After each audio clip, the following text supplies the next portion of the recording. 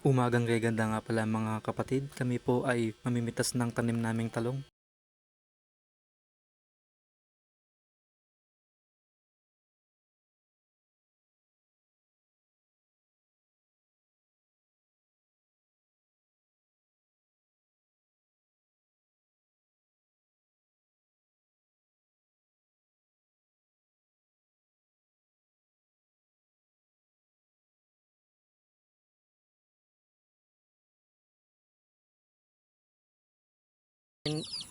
Pag kami po namimitas, dito sa may net na yan, nilalagay pa namin yan. Binubuhos namin yung mga karga namin para mamaya pipiliin namin para makita yung mga may reject o wala.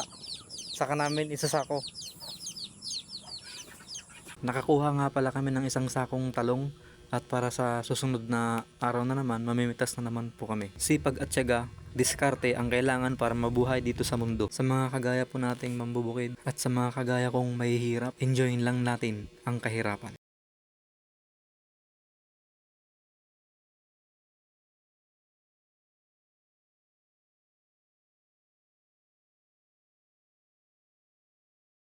Maraming salamat po pala sa inyo pong panonood.